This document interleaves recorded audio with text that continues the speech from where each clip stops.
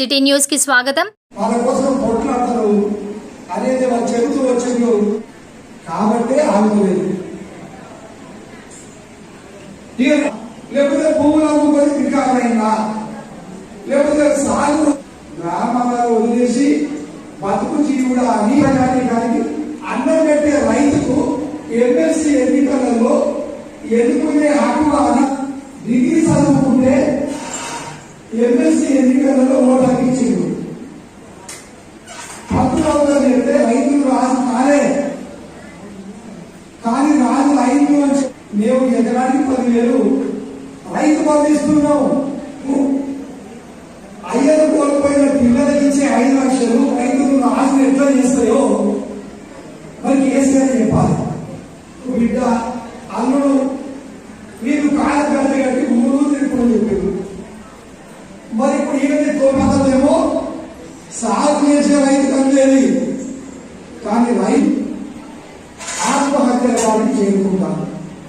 సాగు చేయకుండా అమెరికాలో ఉండి హైదరాబాద్ వాళ్ళ అకౌంట్లో డబ్బులు పడుతుంది. ఇతర కాలంలో పెంచిన గ్యాస్ ధరలకు సంవత్సరానికి 10 ఎంతమంది రైతులు ఉన్నా ఒక్క రైతుకు ఒకే రైతుకు సంవత్సరంకు 3 సార్లు 3 రోజుల 6,000 ఇచ్చి ఇక మీకు ఇదే ఎక్కువ, దీంతో మీ ఆదాయం దెబ్బతిందని చెప్తాను.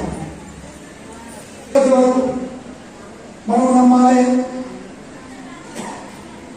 అందుకే మనం ఈ గవర్నమెంట్లే రైతుల ఆదాయం పెరగడానికి మేము ఏం చేస్తే పెరుగుతుందో మీరు ఆలోచించి చెప్పండి అని ఈరోజు రేపు నిర్వహిస్తున్నటువంటి రాష్ట్ర సదస్సు ప్రారంభమైంది. ఈ రోజున ముఖ్యంగా తెలంగాణ రైతు సంఘం ఏఐకేఎఫ్ డిమాండ్ ఏంటంటే 14 లక్షల కోట్ల రూపాయలు కార్పొరేట్స్కు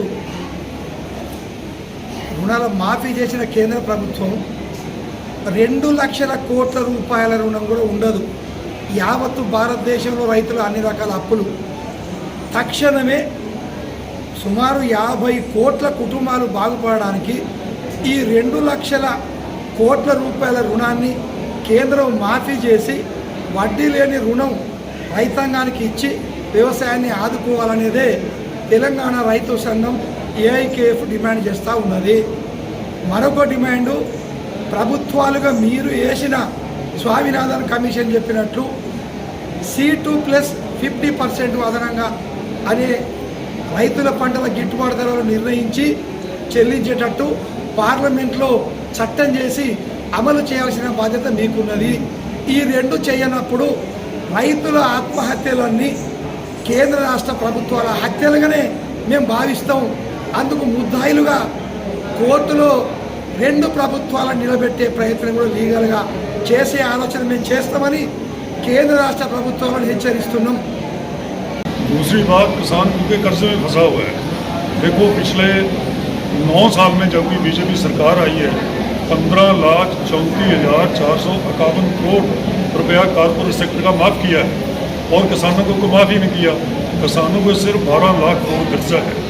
आज हमारी मांग है कि टोटल कर्जा किसानों का, खेत मजदूरों का माफ़ किया जाए. और सबसे बड़ा MSP, ये बैनर हमारे पीछे लगा है, डॉक्टर स्वामीनाथन जिसको सरकार ने ही बनाया था 2006 में, उसने रिपोर्ट दी. उसने कहा कि अगर खेती बाड़ी का संकट इसका सल्यूशन करना है तो किसान जो पैदा करते हैं उसका उसको ठीक मूल्य दो. उसका फार्मूला उन्होंने दिया C2+50%, कि किसान की पूरी कॉस्ट लगा के उसको 50% मुनाफा दो. आज हो क्या रहा है कि जो MSP फिक्स करती है सरकार वो कॉस्ट ऑफ प्रोडक्शन से 400-500 रुपये क्विंटल कम होती है.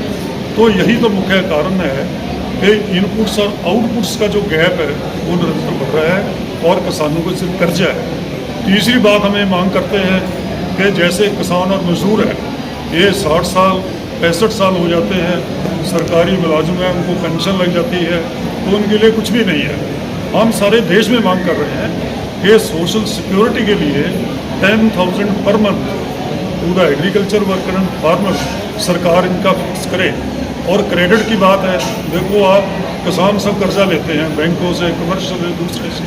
जब कारखानेदार कर्जा लेता है वो 4% से भी कम होता है और उसका तो माफ़ भी कर देते हैं।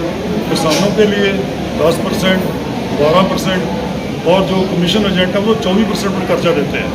हमारी ये मुख्य मांग है कि किसानों को जो क्रेडिट 0% पर मिले तब किसान बचेगा। खेती बाड़ी का संकट बहुत गंभीर है, सरकार इस पर ध्यान दे नहीं रही। अगर इन चीज़ों पर सरकार अमल करेगी, कर्जे पर लीक मारो, उनको MSP और खरीद की गारंटी करो। देखो हम सारे देश में मांग कर रहे हैं कि MSP को कानूनी अधिकार बनाओ। इसलिए कहते हैं क्योंकि MSP सरकार ऐलान तो कर देती है, खरीदती कुछ भी नहीं है। हमारे पंजाब में केवल कणक और राइस इसको खरीदे, बाकी खरीदती कुछ नहीं। जो CA-CP है वो 23 जो क्रॉप्स उनकी MSP फिक्स करता है, चाहे वो कम है, पर खरीद तो करते नहीं। आपके तेलंगाना में भी ऐसा है, क्या खरीद करते हैं? इनक्वालिटी हो गई है। आज देश के जो 10% लोग हैं ना, उनके हाथ में 75% दौलत है और 50% लोग जो सभी यहाँ बैठे हैं वो 3% दौलत के मालिक हैं। इसलिए हमारा देश आज मांगता है कि न्यू एग्रीकल्चर पॉलिसी अगले जो 5 साल हैं, 10 साल हैं, हमने आर्थिक सुधार देखे हैं जिन्होंने कारपोरेट की सेवा की, समाज के अंदर गरीब और अमीर का पड़ा बढ़ा दिया, इनक्वालिटी बढ़ गई। अब खेती बाड़ी पर ध्यान दो। अगले 5 और 10 साल अगर खेती बाड़ी पर ध्यान देंगे तो देश का ग्रोथ रेट बढ़ेगा, नहीं देश की इकोनॉमी बढ़ेगी नहीं। तो इसलिए हमारी मांग है जब तक खेती बाड़ी को मेन इंजन ऑफ ग्रोथ आप बनाएंगे नहीं तो देश की इकोनॉमी देश का इकोनॉमिक क्राइसिस इसका कोई समाधान नहीं होगा। इन मुद्दों पर आज हम स्टेट कन्वेंशन कर रहे हैं और सरकार से मांग करेंगे कि बहुत जल्दी इन पर ध्यान दिया जाए। आपका बहुत धन्यवाद।